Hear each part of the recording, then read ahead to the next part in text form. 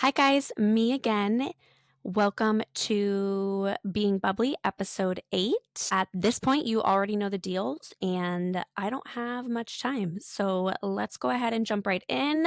First, of course, our Lily Fit check. Look at these sleeves. They're little bows. I love it. I am wearing this dress to my sister in law's graduation. She is graduating from Fairfield U this weekend. I am so excited. Kevin and I have been together for 12 years. And so I met Emma when she was in fourth grade. So I feel like I have watched her grow up, and now being able to see her graduate college is so exciting. I'm so proud of her. We will be down in Fairfield and it's going to be fantastic. The agenda is jam packed. I'm already exhausted thinking about it all. I'm trying to figure out when can I take a nap? There's no time. But it's going to be really fun spending the weekend with my in-laws, and weather is supposed to be beautiful. So very, very excited. Congratulations, Emma. And in terms of today's episode, this topic I've gotten a lot of questions about, and I've gotten requests for people to talk through my experience about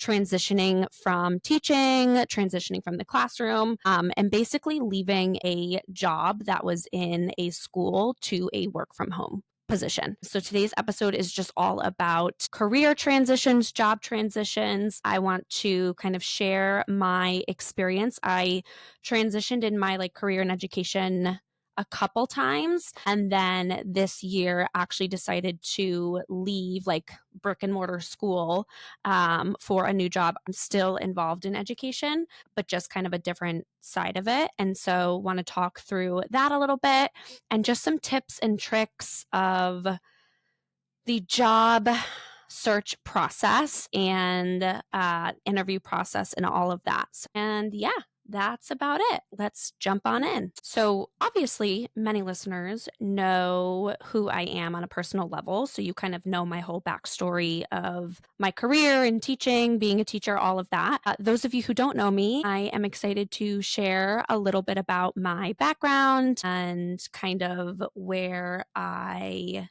have been in terms of my career, obviously within education. So I graduated from college. I went to school for elementary education. And so I was a fifth grade math and science teacher right out the gate in Tampa, Florida. I taught down there for 2 years, absolutely loved it, loved my school, loved the people that I work with. But unfortunately, my husband, being from Hingham, said, "We're moving back up to Boston." So I said, "Great, I'm coming with you." So we ended up relocating back up to the Northeast, and I got hired in Boston Public Schools. And so I was a fifth grade math and science teacher there for the next 4 years. So total, I taught in the classroom teacher for 6 years. Absolutely loved it. But I knew that being a classroom teacher was going to be short term. I knew that I wanted to eventually move into a leadership role or into a role where I wasn't necessarily just student facing, but also adult facing as well. And so in those last couple of years of being a teacher, I took on a lot of different leadership opportunities, like being team lead teacher, getting involved in some of the curriculum choices and all of that. A lot of different things that I can't remember at this very moment, but knew that I wanted to kind of get my foot in the door into or with leadership. And so I went into the classroom knowing I kind of had this 5-year plan where I wanted to be a teacher for 5 years, get the hang of it, and then move into something else. Obviously, COVID shifted my 5-year plan to a 6-year plan. So I was only 1 year off. Not terrible. 6 years later, I decided and applied for a job opportunity, which was a dean of curriculum and instruction. That is exactly what it sounds like. I was in charge of curriculum and instruction, specifically STEM instruction, so math and science, and then even more specifically within our middle school. So the school that I worked at was a part of Boston Public, but it also was a charter school. So it also had this charter network within it. So kind of a unique situation. but our school was a K through 8. And so I focused in terms of the like curriculum and instruction side, was focused on the middle school, but also was seen as an entire school leader. When I transitioned into this role, like I was so excited. This is what I wanted. Knew I wanted to be a DCI, Dean of Curriculum and Instruction, knew I wanted to get into leadership. This was it. I was so happy. I quickly realized that this role, and I knew this obviously going in, that this role was very adult facing. So I worked more with teachers and I was more hands off with students. That, like any teacher knows, that sometimes you get to the point and you're just like, kids are driving me crazy. And that's where I was. I was like, I want to work with adults, adults, adults, adults. Very quickly, I realized I don't know if I like working with adults as much as I thought I would. So that was just something that I always kind of like toggled in the back of my mind. I now have a new understanding and appreciation for anyone that manages adults because it is very challenging. I love the idea of collaborating and building relationships with other teachers in my building, but when it came to like the actual role of being someone's manager, I struggled with that.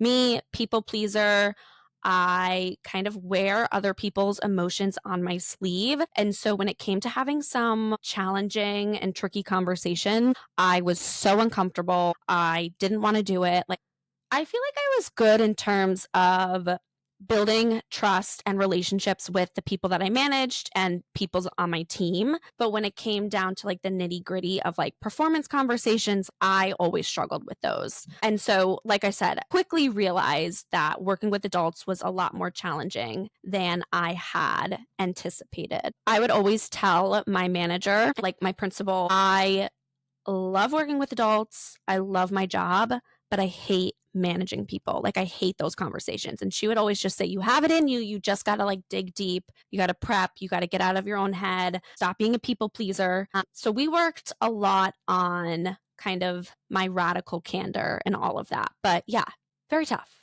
very tough. Another dynamic that I struggled with in terms of being a manager and moving into a leadership role was prior to when I stepped into this role, I was a peer with everyone. And so the playing field kind of changed a little bit where I was now managing my friends, or I was managing someone who for years was my direct peer. And so that was always something that was like really challenging. And I just never could figure that out. That was always something I worried about. But like any job, there's always pros and cons. I think as much as I struggled with the managing adults part of the role, I loved a lot of other aspects of the job. Part of the role, obviously, being involved with curriculum and instruction, but I also was responsible for teacher development, student growth, student achievement. And so I was able to be really hands-on with teachers and work on them kind of developing their craft, improving their instruction, making sure that students are getting the best possible instruction out there. And so I loved that piece of it where I could go into classrooms, work with teachers, give them tips, certain scenarios or different strategies, things like that. I loved that aspect of it. And of course, there was still a piece of it that was student facing. So I would love to be hands-on in the classrooms, still building relationships with students, but also working on that teacher development and making sure that our students were getting the best possible instruction out there. I would say overall, my time in a school environment, I loved, and I would not change it for the world. I was fortunate enough to work in 2 schools, one obviously in Tampa, but a majority of my career in education was within the one school that I was a part of up in Boston. And I met some incredible people I still keep in contact with. I loved the staff. I loved the families. I loved the kids. Like obviously like all the cliche things that you hear people say, but it was true. Like I was there for a reason. I actually encouraged my sister to apply. She eventually came and worked at the school. So working with my sister was a part of the reason as to why I just loved the people that I worked with. And I would say too, and this can go towards, I feel like any job, any role, and for anyone, like every job has pros and cons. There are aspects that you love and there are aspects that you would change. And in terms of what I loved about being a teacher, but also being in leadership, was I love the relationships that I built with the staff, the students, the families. Loved the idea of teaching and teaching students and teaching adults, and having students and teachers make progress and feel the progress, see the growth, and feel that sense of achievement. Those were aspects of the job that I do miss. When that light bulb came on and whatever it is we were working on finally clicked, like that was my kryptonite. I loved it. And that's what kept me in the same building, in those roles, continuing doing what I was doing. You've heard me talk about it, but the relationships that I built with other staff members, and I would say as both in the role of a teacher, but also in role as an admin, are huge aspects and reasons as to why I continue to stay year after year. Still talk to and keep in touch with many of those same people. My sister, obviously being one of them, she was a huge reason as to why, I continued to stay, why I enjoyed being at work. Working with a group of people where you know that they are supporting you, they believe in you, they want you there is huge. And again, that is why I continued to stay year after year, because I felt that support. And I would hope that other people would say that they felt that support from me as well. And so it really is like a family. When I was in the same school for almost 8 years, and they become your family. With family comes drama, of course. Who doesn't have drama in their life? But as much as I, loved the people that I worked with and loved the job, there were aspects of the job that I was really struggling with. One, feeling just constantly stressed and overwhelmed. I really suffered from imposter syndrome in a leadership role, just because I always felt like I wasn't good enough or I wasn't qualified, or that was always just something in the back of my mind. I think too, like me being an empath, and when something was going on with one of my students or one of my teachers, like I would carry that weight with me and bring that home. And so my relationship with myself and my own mental health was suffering. My relationship with Kevin and others, like I was so overwhelmed, I was exhausted, I was tired. And these are things that happen to people no matter what job you have. So it happens, I get that. But that was just a piece of my experience and a piece of the reason as to why I started really questioning how much longer can I be in this role, or how much longer can I continue down this path before I kind of like explode, because I was always overwhelmed. I was always stressed. Again, comes with the territory. I kind of knew what I signed up for, but still it does weigh on you. And then, fast forward to having a baby, you then have to kind of reevaluate everything. I will say though, speaking of having a baby, the year I was the least stressed was the year I was pregnant. And I think that's just because I, one, knew that I was going on maternity leave. So, like, this is teacher math. For chunks of time, obviously, you're in school, but anytime there's like an upcoming holiday or there's an upcoming break, you're like, okay, lights at the end of the tunnel. Let's just get to that break. Then we can reset. And then you hit that next chunk. Then you move on to the next break, reset. And so I knew that I had this like maternity leave coming. So I'm like, light is at the end of the tunnel. I'm going to be able to reset. It's going to be great. So I definitely went into that year feeling a little bit lighter in that sense. And I also knew like I was really worried about being stressed and anxious, which is like counterproductive, but it was top of mind to not be as anxious or stressed being pregnant. And so I think I just was like much more go with the flow, let things happen. So that was actually the least stressful year, I would say, overall in that leadership role. Now that I'm reflecting back and thinking about it, I keep going back to that one day where I left in December and went into preterm labor, basically at work. And I'm like, did I subconsciously know that this is going to be basically my last day here? I don't know. But that's just a day I go back to. And I'm like, that was like such a pivotal moment where like my life changed. One, because I was having a baby. But two, like I never really went back. I went back in June for the last 3 days of school for half days just to, say hi to everyone. And when I did go back, I will say, went in with like a clear mind of not sure. Am I going to return in the fall? Am I not going to return in the fall? Over my maternity leave, 1 week I would be like, nope, I'm done. Stay at home mom. I'll figure something out. And the next week I would be like, no, I can make this work. I can juggle and she can go to daycare. We get a nanny. And then the next week I'd be like, nope, I can't do it. So that was also very real. But I did go back in June for those 3 days to, say goodbye to our eighth graders. And I wanted to see people before summer. But yeah, I don't know if I knew that was going to be it for me. I think I was 50-50. I, had my husband's blessing of like, you don't need to go back. We'll figure it out. But I also support you if you do want to go back. I also think I wanted to get that like gut feeling when I walked back into the building of like what I was going to do. And now looking back, like I got the gut feeling and I was like, okay, it's, I put in a good run here. It's time for the next chapter. But it took some time for me to figure that out, and that's okay. I wouldn't change my time and experience as a classroom teacher, as a school leader, wouldn't change it for a thing. I am the person I am today because of those individuals that I have met along the way, because of the lessons that I've learned.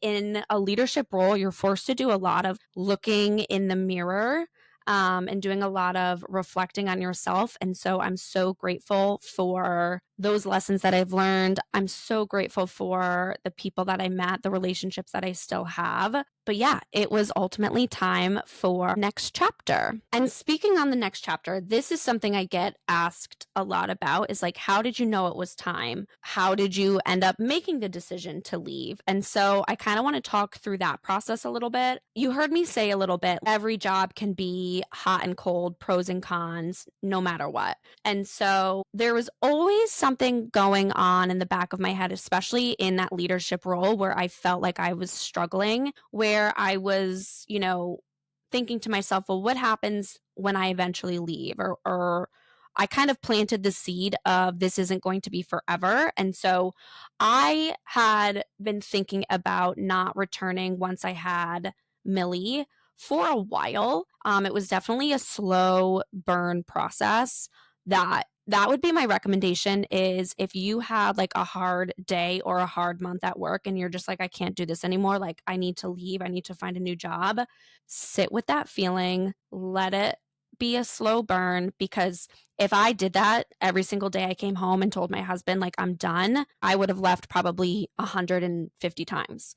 It's a big decision to do, one, to find a new job, but to also kind of do a career shift as well. And it's not one that should be taken lightly, because there's so many different variables that are then affected by that. So this is something I was thinking about for a while. I had in the back of my mind for a while. So because of that, I had enough time to start to get my ducks in a row and to kind of put feelers out and really think about like, what did I want to do next? I had no idea what I wanted to do next. I had no idea if I wanted to be a stay-at-home mom and not work. I was trying to dabble in starting my own tutoring business. So I was kind of all over the place. And so I really didn't know what next was going to look like. I just knew it wasn't necessarily going to be in that same building that I was in. I also was like, do I look at something part-time? So I was all over the place. And so once I made the decision to not go back, I had already, when I was on maternity leave, been working on my resume. One thing you want to make sure is that your resume is updated. And something that I was doing, if I was looking at different jobs, I honestly didn't even know what kind of jobs in education were out there, because I was so stuck in what I knew, which was being a teacher or working within a school. So I did a lot of research of like, what jobs can you get with an education degree? What jobs and companies like to hire previous teachers, previous administrators, things like that. So I spent a lot of time Googling. So I would definitely recommend doing that, because research is key. And so based on jobs that I wanted to apply for, I was able to kind of tailor my resume to match some of those keywords that I was seeing in job descriptions. And so I feel like that can definitely help make your resume stand out, is if someone's looking at it for a potential job opportunity, they want to see that your resume obviously aligns with like the qualifications and characteristics that you would need to fulfill within that job. Like, duh, obviously we know that. I'm just saying. So yeah, resume, take your time, get other eyes on it. There were so many like little mistakes that I didn't even notice. And so having either my husband or a family member or a friend look it over, I think is really, really important. In terms of research different companies that you would be interested in. I know for me, being a teacher and being an admin, I knew a lot of educational companies and curriculums and programs.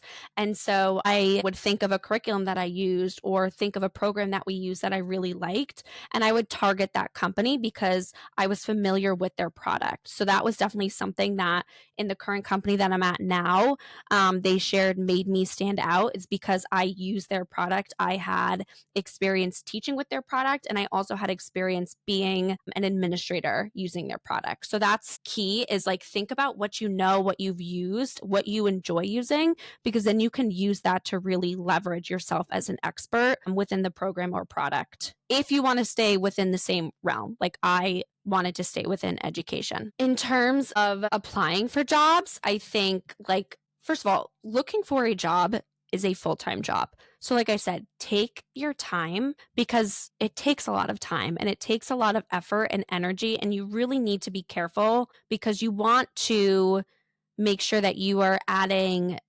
personalized touches and aspects to each job application that you send out, because that's what's going to set you apart from other people that are applying. And so, like, give yourself the grace and the time to take your time. But yeah, applying for a job, like, apply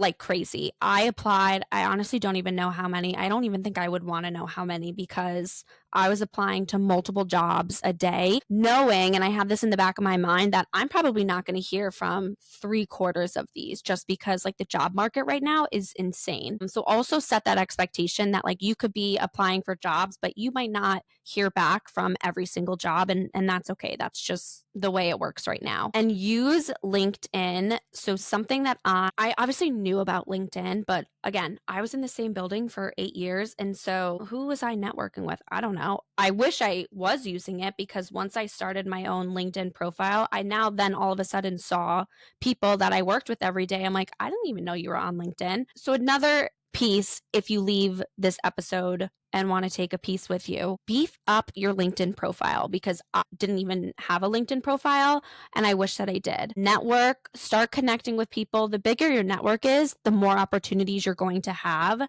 And do your research. Like, if there's a company that you're interested in or that you applied for, look at that company's LinkedIn page, see who works there. You might find someone that you have a mutual connection with that you could reach out to. A lot of companies do like a bunch of different referral bonuses and things like that. And so people are always looking to obviously get a referral bonus because who wouldn't want that? But do your research. Reach out to someone if you have a mutual connection or someone that you might know that works within the company that could vouch for you. I think that's a huge part of kind of putting yourself ahead of others, is having that reference or that relationship with someone in the company. I also found too, like my homepage on LinkedIn, I would just join all these different groups of people that worked in education, but looking and kind of sleuthing through comments, I found so many different job opportunities. Honestly, that's probably one of the reasons as to why I found the company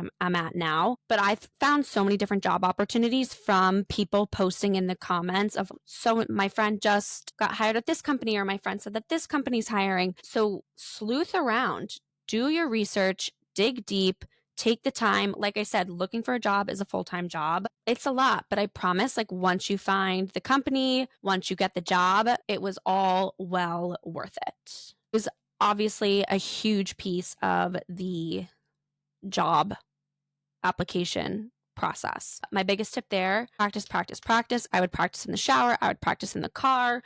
I would practice on my own. You just want to feel more comfortable with answering interview type questions. Another piece of advice is make sure to always have real life scenarios and situations in your back pocket. Have individual people and stories that you want to tell. Worry less about the technical questions and more about the people facing situational types of questions. Those I felt like I always were stumped the most. But then once I realized and started like prepping and planning ahead of time for interviews, I always had some sort of like narrative or story or person in mind that I could speak to, because I always got those types of questions in the interview, and I didn't want to be stumped anymore. So also another suggestion there. I mean, this is like interview 101, but they always leave time for, do you have any questions for me at the end? And you literally only have like 3 minutes, but always plan for more. Always have some back pocket questions available.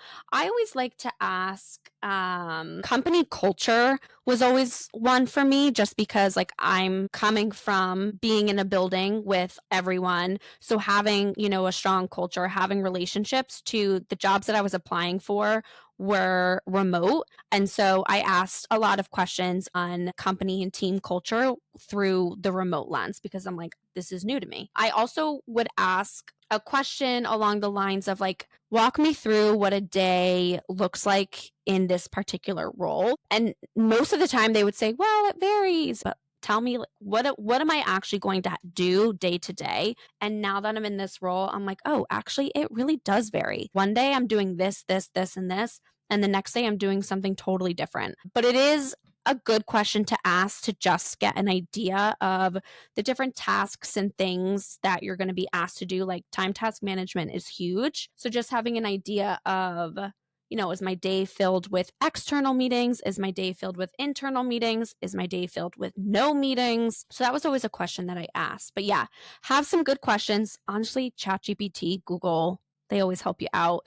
And if you ask specific questions to that company's like mission or vision, that always goes a long way, because whoever's interviewing you knows that you took your time to do your research. Always bring up the company's like mission, vision within your interview, so that shows that there's alignment there. Yeah, I mean, again, interview 101. We know these things. And that's honestly basically it. I needed something new. I obviously, having Millie, knew that being a new mom, and she had a lot of different appointments very early on. And so I was very anxious about going into the next school year, being, I know I'm going to need, Monday mornings off, because that's her intervention appointments and things like that. And so the stars just weren't aligning in where I was in life and what Millie needed from me, what I needed, and it didn't necessarily align with the role. And I know, talking to my principal, my manager, people on my team, like, we were trying to figure out like, how can we make this work? And I'm so grateful that, they really tried. But honestly, like, I just had to make the decision. I knew within my gut, like, it was a gut feeling of like, it's time to walk away. You've had some great memories. You met some really great people. You did a lot of really great things. It's time for something new. And I think that was like my biggest driving force. Also, the commute, instead of driving into Boston every single day from the South Shore, I walk over from my bed to my desk, which is in my room right over there. So that commute was very enticing. But yeah, I deep down knew it was the right decision. Struggled the most with feeling like I was letting my team down and letting my friends down, letting my sister down, letting my principal down, letting my students and families down, which is a lot to carry for an individual. And honestly, at the end of the day, I learned this when I went back for those few days after my maternity leave. The world keeps spinning. They will figure it out. Like, everyone can be replaced. Like, they will figure out what you did, and, whether it's hire someone or reorg or whatever it is, they did just fine with me there. They did just fine without me there. And so once I kind of flipped the switch, thank you very much. Once I kind of flipped the switch on that thought process, I was able to make that decision. I've said this to a couple friends of mine, or people who have reached out, who have thought about leaving their job or transitioning, especially new moms. And, after they do it, I always ask, like, how do you feel? 10 out of 10 times, it's like, I feel this overarching sense of relief. And that's honestly how I felt. I know I made the decision. I sat with it over last July 4th weekend, didn't sleep at all that weekend because I was so stressed out. But I know once I had to make a couple important calls the Tuesday after July 4th. And once I made that last call and I hung up the phone and it was official, I just remember crying, but it was this like, they were happy tears. It was like this sense of relief. It was like this whole, the world was my oyster. I'm starting this new chapter. I'm starting this new beginning. And again, it was just this gut feeling that I knew it was time. And if I were to have left the 150 times beforehand over the course of those 10 years within education, I wasn't ready to leave. And that's why I didn't leave. And so that's why I say, like, sit with that feeling. Sometimes you're just having a bad day. Sometimes you're having a bad month. Sometimes you're having a bad year. I get it. But listen to your gut. If your gut is telling you this place is not working for you, or it's time to move on, it's time to grow in your career, listen to that and explore your options. But like I said, research, research, research. And that's all I got for you in terms of job transitions, career transitions, all of that. I am by no means an expert. I have done this once in my lifetime. This was just my experience and kind of what I've learned from that experience. So take everything I said, like always, with a grain of salt. But yeah, thanks for listening. In terms of being bubbly, we are next week, there will be no new episode. Monday's Memorial Day, and we just kind of have a jam-packed schedule, so I don't know when I'll be able to sit down and record an episode. And also, I am going to be working on the logistics of having some of our guests come on. And so I'm hoping to have that all worked out, having a couple practice sessions with my sisters to make sure everything goes smoothly. So we will be back and better than ever in 2 weeks. So until then, and again, me being a scatterbrain, I don't have my champagne glass, nor do I have a glass of champagne. So I have my Stanley with my lipstick stained straw. So to that, cheers to being bubbly. Bye.